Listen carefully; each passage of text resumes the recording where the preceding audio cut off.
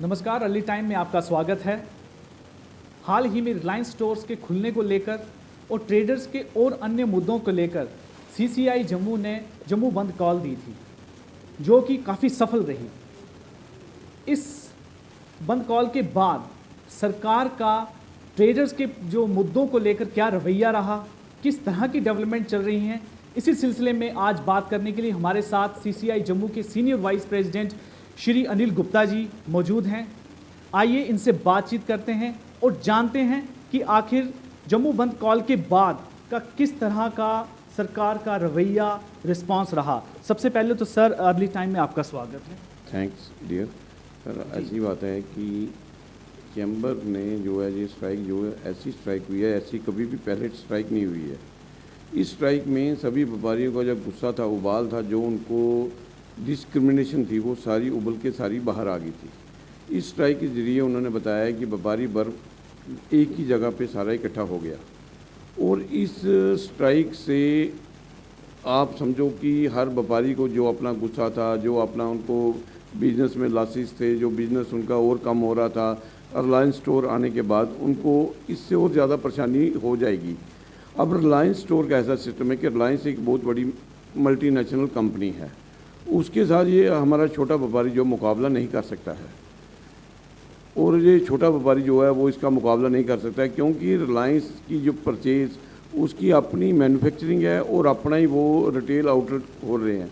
रिलायंस जैसी कंपनी को रिटेल में कभी भी नहीं आना चाहिए, क्योंकि हमारा जो देश का सारा जो व्यापार है वो रिटेलिंग से ही चलता है और हमारे देश में रिटेलिंग सेक्टर सबसे बड़ा है। और जम्मू में जहाँ पे हमारी आबादी कम है, जहाँ पे तो रिटेल का बहुत ज़्यादा ही अपना आउटलेट्स हैं। अगर यहाँ पे रिलायंस खुल गया तो रिटेल की मार्केट जैसे वैसे ही यहाँ पे ख़त्म हो जाएगी। अभी रिलायंस ने पीछे अपना बयान दिया कि वो रिटेल की जो है वो अपना डिलीवरी पॉइंट्स खोल रहे हैं, वो अपने आउटलेट्स नहीं खोल रहे हैं। लेकिन सर, डिलीवरी किन को करेंगे? डिलीवरी तो कंज्यूमर को ही करनी है, और तो कोई आएगा ही नहीं। जब डिलीवरी कंज्यूमर को हो गई तो फिर जो छोटा व्यापारी है उसने अपना सामान माल कहाँ पे बेचना है?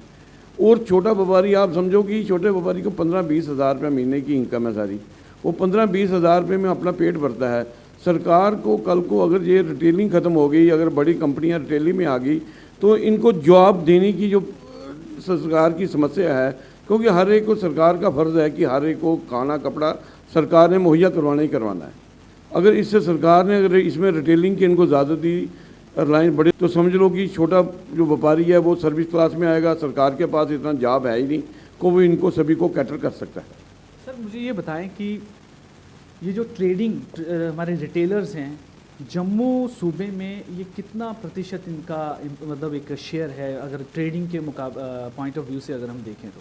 सर, जम्मू में कम से कम रिटेलिंग जो है 1 लाख आदमी से ज़्यादा रिटेलिंग में होगा।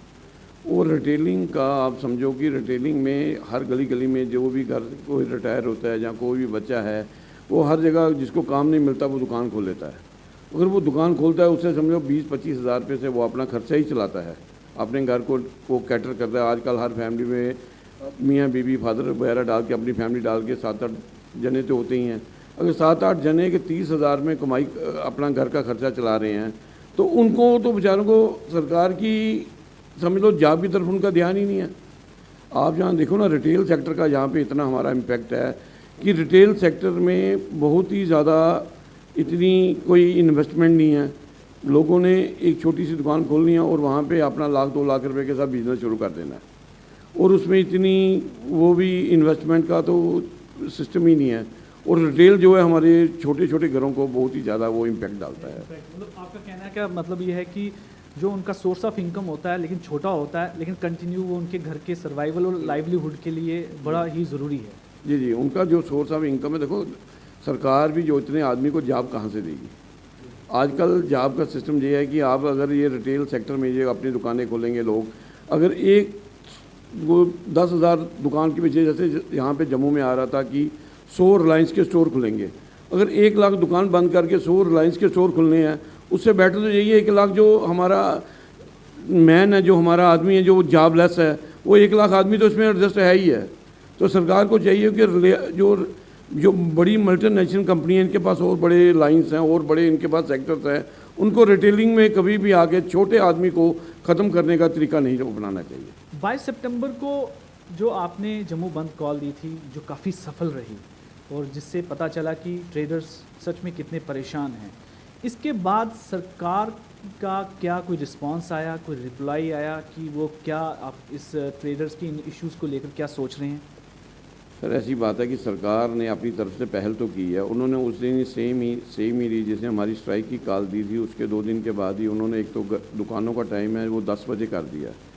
बैंक्वेट हॉल्स को उन्होंने 50 की कैपिंग में ले आए हैं और हमें उम्मीद है कि शायद कल 2 अक्टूबर को उसकी कैपिंग बढ़ा दें, क्योंकि आज ही मैं फ्लाइट की एयर जो फ़्लाइट्स हैं हमारी उन्होंने 100% कैपेसिटी के साथ खोल दी हैं, जो आगे 70% कैपेसिटी के साथ थी। इट मीन्स कि कहीं कोरोना का डिक्रीज़ हुआ है तभी वो फ़्लाइट्स की अनुमति दी गई है कि 100% कैपेसिटी के साथ वो फ़्लाइट चल सकती हैं। लेकिन सर ऐसी बात है कि अपना जो सरकार ने उसके बाद अब 2-3 दिन पहले ही अपने डिप्टी साहब जो है वो सब्ज़ी मंडी में गए हुए थे। वहाँ के सब्ज़ी मंडी फ्रूट मंडी वाले दुकानदारों को बुला के उनकी परेशानी पूछी, जो हमारे एजेंडे में थे वो उनके साथ उन्होंने अपनी बात रखी है। अब उसी सिस्टम में हमने टूरिज़्म के लिए अपने पॉइंट में रखा हुआ था। उन्होंने टूरिज़्म के लिए कल ही 2 अक्टूबर को जो है अपना सुचेतगढ़ बॉर्डर में बीट रीट सेरेमनी जो है कल उसका उद्घाटन है। देखो सरकार के प्रयास तो हैं, लेकिन प्रयास वो डायरेक्ट ही जिनके जो स्टेक होल्डर्स हैं उनके साथ लगे हुए हैं। वही माध्यम है जो बीच में माध्यम है, जैसे चैम्बर ऑफ कॉमर्स ने ये पॉइंट्स पुट अप किए थे वो उसको साइड लाइन पर रख के वो सारा सिस्टम चला रही है। लेकिन सर हम लोग जो हैं ये इन व्यापारियों के हम एक किस्म के समझ लो वकील हैं, क्योंकि ये व्यापारी अपनी बात उतने अच्छे तरीके से नहीं रख सकते जितनी अच्छे तरीके से चैम्बर ऑफ कॉमर्स रख सकती है, क्योंकि वो जो भी कोई व्यापारी होगा अपने मुद्दे की बात करेगा। चैम्बर ने तो होल जो प्रोविंस की जो प्रॉब्लम है, व्यापारी की प्रॉब्लम्स हैं, जहाँ सोशल समाज की प्रॉब्लम्स हैं, उनको सभी को आगे रखना है। मुझे ये बताएं सर कि जम्मू बंद कॉल के बाद क्या सरकार और चैम्बर्स के बीच में किसी तरीके का कोई बातचीत का चैनल चल रहा है, खुला हुआ है, या कोई बातचीत के लिए किसी और ने आगे आकर कदम बढ़ाया? सर देखो अभी तक सरकार की तरफ से हमें कोई भी न्योता नहीं आया है, लेकिन हम आशा करते हैं कि चलो सरकार अपने लेवल पर अगर लोगों की जो प्रॉब्लमें हल कर रही है, जो हमने अपने एजेंडे में रखी हुई थी, तो बड़ी अच्छी बात है। बाकी सरकार की तरफ से हमें कोई न्योता नहीं, हमें आशा है कि सरकार की तरफ से हमें न्योता जल्दी आएगा, फिर हम बैठ के अपने जो और भी मुद्दे हैं वो भी डिस्कस करेंगे जिससे हमारे व्यापार की बेहतरी हो सके। लेकिन एक चीज़ देखने में आई है कि चैम्बर की तरफ से जो स्टेटमेंट आ रही हैं अपने प्रेस रिलीज़ की तरफ से, उसमें काफ़ी उन्होंने सख्ती से एक तरह से अपनी नाराज़गी बताई हुई है कि सरकार जो है और ट्रेडर्स का पेशेंस टेस्ट ना करे, अगर ये इस तरह से करेंगे तो हम भी जो है मतलब अपना पूरा गुस्सा दिखाएंगे। देखो सर सरकार ने ऐसा रखा है कि सरकार ने अभी तक हमें जैसे न्योता नहीं दिया। अगले दिन भी हमारे यहाँ पे एसोसिएशंस की मीटिंग चल रही थी। एसोसिएशन ने कहा कि आप ऐसा फैसला करो कि अगर आपको परमानेंट बंद की तरफ जाना पड़ता है तो हम कंटिन्यूस बंद की तरफ भी आपके साथ चलेंगे, लेकिन जो वो हम अपने जो भी एजेंडा जो चैम्बर का होगा वही सारे व्यापारियों हुई थी, तो बड़ी अच्छी बात है। बाकी सरकार की तरफ से हमें कोई न्योता नहीं, हमें आशा है कि सरकार की तरफ से हमें न्योता जल्दी आएगा, फिर हम बैठ के अपने जो और भी मुद्दे हैं वो भी डिस्कस करेंगे जिससे हमारे व्यापार की बेहतरी हो सके। लेकिन एक चीज़ देखने में आई है कि चैम्बर की तरफ से जो स्टेटमेंट आ रही हैं अपने प्रेस रिलीज़ की तरफ से, उसमें काफ़ी उन्होंने सख्ती से एक तरह से अपनी नाराज़गी बताई हुई है कि सरकार जो है और ट्रेडर्स का पेशेंस टेस्ट ना करे, अगर ये इस तरह से करेंगे तो हम भी जो है मतलब अपना पूरा गुस्सा दिखाएंगे। देखो सर सरकार ने ऐसा रखा है कि सरकार ने अभी तक हमें जैसे न्योता नहीं दिया। अगले दिन भी हमारे यहाँ पे एसोसिएशंस की मीटिंग चल रही थी। एसोसिएशन ने कहा कि आप ऐसा फैसला करो कि अगर आपको परमानेंट बंद की तरफ जाना पड़ता है तो हम कंटिन्यूस बंद की तरफ भी आपके साथ चलेंगे, लेकिन जो वो हम अपने जो भी एजेंडा जो चैम्बर का होगा वही सारे व्यापारियों का होगा। उसमें सरकार की तरफ से न्योता नहीं आना, एक किस्म की सरकार जैसे हमें इग्नोर करने की कोशिश कर रही है। उस इग्नोरेंस को ख़त्म करने के लिए ही हमारे व्यापारी वर्ग जो हमारे साथ है और हमारी मीटिंग चलती रहेंगी। और आज जैसे आज वाले दिन फ्राइडे को भी हमारे यहाँ पे मीटिंग है, उस मीटिंग में भी हमें जो है व्यापारियों के समर्थन ही मिल रहा है। वैसे और सारा जो जम्मू प्रोविंस का व्यापारी एक ही जगह इकट्ठा है, वो एक उसके जो मेन इशू हैं, जैसे रिलायंस का इशू है, जैसे दरबार मूव का इशू है, सरकार तो को अपनी स्टेटमेंट में क्लैरिफिकेशन तो कोई दे नहीं रही है। जब तक सरकार को क्लैरिफिकेशन नहीं करेगी तब तक ये कंटिन्यूस प्रोसेस चलते रहेंगे।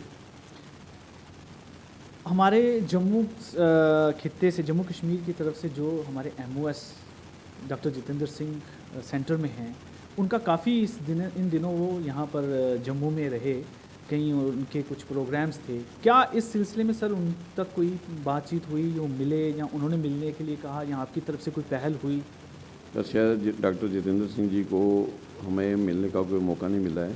शायद उनके पास उनके प्रोग्रामिंग फिक्स होंगी, या अगले दिनों में, आने वाले दिनों में वो टाइम निकाल के आएंगे और हमें अपना साथ बिठाएंगे, टाइम देंगे, उसके बाद हमारी उनसे प्रॉपर बात होगी। क्योंकि हमारी बात जो ऊपर अपने दिल्ली तक है वो डॉक्टर जितेंद्र सिंह ही पहुंचा सकते हैं, क्योंकि वो वही हमारे प्रतिनिधि हैं जो हमारे वहाँ से सेंटर में PM मोदी के ऑफिस में बैठे हुए हैं। हमें आशा है कि वो हमें जल्दी ही बुलाएंगे और जल्दी ही बुला के हमें एक मौका देंगे जिससे हम अपनी प्रॉब्लम्स आगे रख सकेंगे। आप ये देखो सर, जैसे हमारा जो जम्मू का ट्रेड, उसको एक साजिश के थ्रू ख़त्म किया जा रहा है। पहले आप सबसे पहले आप देखो, पहले जब हम चैम्बर में, हम जिस दिन जहाँ पे बैठे थे, हम जहाँ पे ताजपोशी हुई थी, उसी दिन हमें पहले आते ही जम्मू वासियों को प्रॉपर्टी टैक्स के मुद्दे से हमें पहले फ़ाइट करनी पड़ी। चलो प्रॉपर्टी टैक्स का मुद्दा चैम्बर ने उठाया, उससे सरकार ने इसको डेफर कर दिया या ख़त्म कर दिया। उसके बाद वाइन ट्रेडर का इशू आ गया। वाइन ट्रेडर को बेचारों को एक साजिश के तहत उनको ख़त्म किया गया। जैसे सर आप देखो, एक बच्चा जब वो बड़ा होता है, स्कूल जाता है, पढ़ता है, दुकान पे बैठता है, उसके बाद जब वो दुकान चल पड़ती है, उसकी शादी हो जाती है, उसके आगे बच्चे हो जाते हैं, उस वक्त उसको बोला जाता है यार अब आपका बिज़नेस ख़त्म है। वो उस टाइम पे वो 50 जो 60-65 साल का बुज़ुर्ग है, वो क्या कहाँ पे जाएगा? वो किसी की तरफ तो नई दुकानदारी इस्टेब्लिश करने में, इस कोरोना के टाइम में पुराने दुकानदारों को अपना जीवन यापन करना बड़ा मुश्किल है, नए कैसे करेंगे? उसके साथ फिर ही कोरोना आ गया। चलो चैम्बर ने अपना जो कोरोना में फ़र्ज था वो निभाया सारा। उसके बाद बार वालों का इशू आ गया। सर आप ये देखो ना, बार वालों का जो इशू है, उनको एक वहाँ से कोर्ट से सिर्फ एक ये लेना है कि ये जो बार के लाइसेंस हैं ये वन टाइम ही इशू होते हैं और इनका रिन्यूअल हर साल होता है, एक सिंपल फीस के साथ और एक करेक्टर सर्टिफिकेट के साथ। अब इनको जितनी फार्मेलिटी आ गई वो सारी वही है कि जैसे नई बार किसी ने लेनी है। अगर आज से 20 साल पहले किसी ने बार खोल ली है, उसके साल को मंदिर बन गया, कोई एजुकेशन सेंटर बन गया, उसमें तो उनका कोई कसूर नहीं है। उनको तो इसमें रिलैक्सेशन देनी चाहिए, लेकिन सरकार ने उस तरफ ध्यान नहीं दिया। जब स्ट्राइक हुई उसी दिन सेम डे ऑर्डर आ गया। सर यही अगर उन्होंने 3 महीने पहले दिया होता या 2 महीने पहले दिया होता, उनको ये जो 22 दिन बारें बंद रही हैं उससे उनको परेशानी नहीं होती। उससे लगता कि उनकी 22 दिन बारें बंद रहने में भी कोई साजिश का तरीका था। जैसे हमारे यहाँ पे जो लीकर ट्रेड है वो सारा पंजाब वालों के हाथ में है। अगर 22 दिन में उनकी दुकानें बंद रही है, लोगों ने तो विस्की पी है, ड्रिंक की है, और वो ड्रिंक जो कहाँ से खरीदी गई है? दुकानों से। उनकी नेचुरली सेल बढ़ गई। ये सारा एक साजिश के तहत ही चल रहा है। तो इसी के साथ एक और भी मुद्दा चैम्बर ने उठाया था अपनी प्रेस कॉन्फ्रेंसेस में कि कुछ कम्युनिटीज़ हैं, जैसे महाजन, खत्री और कुछ सिख कम्युनिटीज़ हैं, उनको जो है लैंड एक्ट में उनके साथ डिस्क्रिमिनेशन की जा रही है। उनको खरीदने के लिए और जब बेचने में उनको काफ़ी परेशानी आ रही है, क्योंकि उसके तहत कोई भी तक उनके कानून फ्रेम नहीं हुए। सर ऐसी बात है कि हमारे जम्मू में जब एक बना था कि महाजन खत्री जो वो लैंड खरीद नहीं सकता है, 18 मरले से ऊपर महाजन खत्री, सिख और जैन, सर वो लैंड खरीद नहीं सकते हैं, एग्रीकल्चर लैंड ले नहीं सकते हैं। अब आप ये देखें कि अगर यहाँ पे हमारे सारे तो एग्रीकल्चर लैंड ही है, उधर से इंडस्ट्री की पॉलिसी आई है कि अब जो एग्रीकल्चर लैंड है वो कन्वर्ट कर रहे हैं। लेकिन हम महाजन लोग जो बिज़नेस कम्युनिटी में हैं, जिन्होंने इंडस्ट्री लगानी है, वो पहले एग्रीकल्चर लैंड को लगाएंगे कैसे? ये तो जितनी भी पॉलिसी है ये सारी बाहर वालों के लिए है। जो बाहर से इंडस्ट्री आएगी वो यहाँ पे ज़मीन खरीद सकते हैं। हम चाहें पंजाब में एग्रीकल्चर लैंड खरीद सकते हैं, लेकिन हम स्टेट में रहने वाले अपनी एग्रीकल्चर लैंड खरीद नहीं सकते हैं। सरकार को चाहिए कि 370 टूटने के बाद जो वहाँ पे लॉज ऑल इंडिया में एप्लीकेबल है वही यहाँ पे भी एप्लीकेबल करे, और उसमें जो इसमें एक सिंपल सी नोटिफिकेशन करनी है कि महाजन खत्री जो वो लैंड जो है वो अपनी एग्रीकल्चर लैंड खरीद सकता है। उसके लिए हमारे महाजन सभा के प्रेसिडेंट रमेश गुप्ता जी ने एक लेटर लिखी थी PM ऑफिस में। वहाँ से एक हफ्ते के बाद ही वहाँ से एक ऑर्डर, वहाँ से उन्होंने एक लेटर निकाली थी अपने चीफ सेक्रेटरी के नाम कि आप महासभा के प्रेसिडेंट से बात करें। वो लेटर आई थी 6 अगस्त को, उन्होंने वहाँ से उसका जवाब आया था, लेकिन चीफ सेक्रेटरी साहब ने अभी तक हमारे प्रधान रमेश जी को नहीं बुलाया। अगर चीफ सेक्रेटरी साहब जो हैं, जो ऑल पीएम मोदी जी की लेटर का कोई उन्होंने अभी तक कोई उठाया नहीं है, तो बाकियों का क्या आप समझ सकते हो? सर, मेरा अंतिम में आपसे एक प्रश्न रहेगा कि अब chamber of commerce and industries Jammu का क्या कोर्स ऑफ एक्शन रहेगा अपने इन मुद्दों को लेकर, इनकी रिड्रेसल को लेकर, या इन मुद्दों को अलग अलग फोरम पर उठाने को लेकर? सर, ऐसी बात है कि चैम्बर ऑफ कॉमर्स जो अपनी एक स्ट्रेटजी बना रही है, जब तक चैम्बर ने जितने अपने 9 पॉइंट्स एजेंडे में रखे हुए हैं, जब तक उनका कोई फैसला नहीं होता, चैम्बर अपनी स्ट्रेटजी बनाती रहेगी। हमारी यहाँ पे कंटिन्यूस मीटिंग्स चल रही हैं। हम सभी को विश्वास में लेकर, चाहे चैम्बर को दोबारा एक बंद की काल जो कंटिन्यूस बंद चलेगा उसके तरफ ना जाना पड़े। और 2008 में जो अमरनाथ रो वाला सिस्टम बना था, क्योंकि व्यापारी वर्ग इस वक्त बहुत ही थक गया है, वो कोरोना की 2 बार माल झेल चुका है, और उसके बाद अब सरकार की मार नहीं झेली जाएगी। अगर सरकार की मार झेली गई तो व्यापारी टोटल ख़त्म हो जाएगा, और व्यापारी को बचाना चैम्बर का फ़र्ज़ है। चैम्बर जो हमारी जो है सर्वोपरि है, और ये चैम्बर लोगों की वकालत करती है। ये सरकार और व्यापारियों के बीच में एक ऐसी बॉडी है जो दोनों के मुद्दों को हल करती है, और दोनों के आपस में बैठ के जो भी ऑन दी वे विचार करके जो भी समस्या के समाधान किए जाते हैं। लेकिन अभी तक अगर हमें गवर्नमेंट ने कोई उसका कोई जवाब नहीं दिया, कोई कुछ दिया नहीं। चैम्बर की स्ट्रेटजी यही है कि दोबारा फर्दर हड़ताल की तरफ जा सकती है। सर, अर्ली टाइम से बात करने के लिए बहुत बहुत धन्यवाद। Thank you ji, thank you. तो ये थे senior vice president Shri Anil Gupta ji. इन्होंने कहा कि छोटे ट्रेडर्स को जो उनकी परेशानियां हैं उनको लेकर chamber of commerce and industries Jammu लगातार संघर्ष करती रहेगी, और इसके लिए लगातार जो चैम्बर है वो रोज़ मीटिंग्स कर रहा है, रोज़ स्ट्रेटजीज तैयार कर रहा है कि जिस तरीके से जो है